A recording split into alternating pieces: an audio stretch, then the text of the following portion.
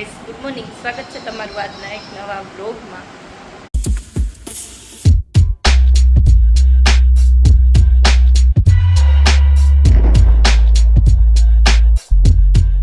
તો જો આજે વ્લોગની શરૂઆત લેટ થઈ, કારણ કે અડધું કામ કર્યું ને ત્યાં અમે બેન ઉઠી ગયા હતા.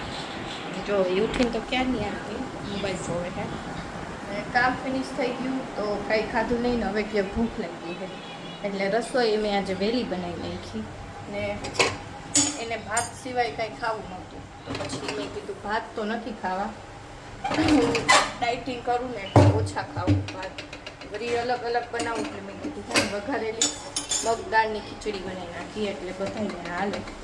તો હવે ખીચડી તો બની ગઈ છે, તો હવે એને જમવા દઈ દઉં અને હું પહેલાં એડિટિંગ કરી લઉં, પછી નાહી આવું, કારણ કે હજી નાહવાનું બાકી છે. કામ કરીને ફ્રી થઈને ડાયરેક્ટ મેં બનાવી નાખી રસોઈ, એટલે હવે ખાઈ લઈએ અને હું એડિટિંગ કરી નાખું, કારણ કે 12 વાગવા આવ્યા છે અને સવાર 12:30 તો બ્લોગ અપલોડ કરવાનો હોય. એટલે હવે બેનને ખાવા દઈ દઉં અને હું એડિટિંગ પતાવી નાખું. જો વઘારેલી ખીચડી થઈ ગઈ, હું જમવા બેસી ગઈ. છાશ નહીં આનું જો એકવારનું ખવાઈ ગયું ને બીજી વાર જમવા બેઠીને પાછું મારે ભેગું ઢોયરું હોત. આ નાઈને ખાવાની સ્ટાઈલ. મમ્મ ખાઈ લે, ખીચી નથી ખાવી કેમ?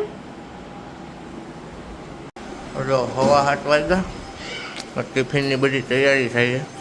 આજે શું બનાવ્યું ટિફિનમાં? ટિફિનમાં બનાવ્યા ગુવાર બટેકા.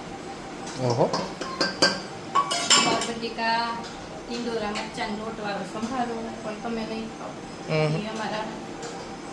મેં રોટલી, મને કાંદા દઈ દેજો. કાંદા ફિનિશ થઈ ગયા છે. ઓ શું કાંઈ ગળે તો છે. રોટલી બનવાની તૈયારી છે, મારે બાકી બનાવવાની હજી બાકી છે. રોટલી જ બાકી, બાકી બધું કમ્પ્લીટ. રોટલી જ બાકી છે. ચા ભરાઈ ગઈ, છાશ ભરાઈ ગઈ, શાક ને એવું ભરાઈ ગયું. ચા હું પાણી ફ્રીજમાં છે. રોટલી બની જાય, હું ફાકી બનાવી લઉં. બરોબર.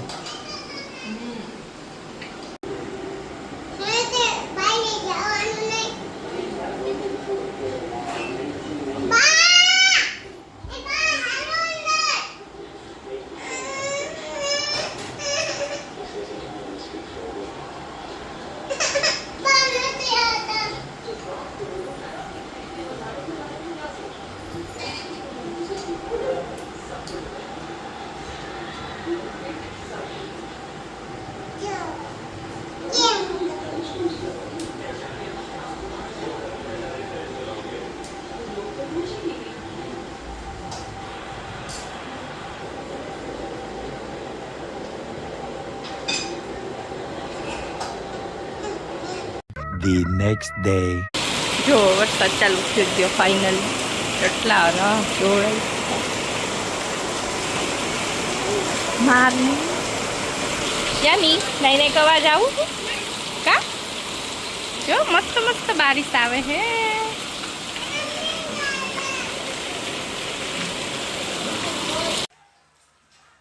તો જો આજે બ્લોગની શરૂઆત અત્યારે થઈ છે, કારણ કે વરસાદ એવો આવ્યો હતો અને સવારે મારે કામ હતું એટલે કંઈ બ્લોગ શૂટ કર્યો નહીં. હવે ત્યાં ચાલુ કર્યો અને જાય જુડિયોમાં.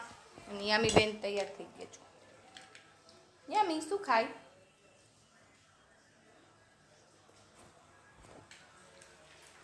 યામી બેન નાસ્તો કરે છે. હું ખાતી હતી ને મસાલાવાળા બીજ પોતે ખાવા માંડી, અને મિહિર મમ્મીને મૂકવા ગયા છે. અમે જાય ચારે જુડિયોમાં, એટલે પપ્પા ડાયરેક્ટ આવવાના છે, એટલે મમ્મી રિક્ષામાં જાય, એટલે થોડેક સુધી મિહિર મૂકવા ગયા રિક્ષા બેસાડવા. અને હવે તૈયાર થઈ ગઈ, પણ ગરમી એટલી થાય છે અને વરસાદમાં નાહ્યા તો જો વાળે ભીના છે. અને હવે જવા ટાઈમે જેટ માથું ઓળાવી કાંઈ નહીં. હાલો હવે પેલા શોપિંગ કરી આવી.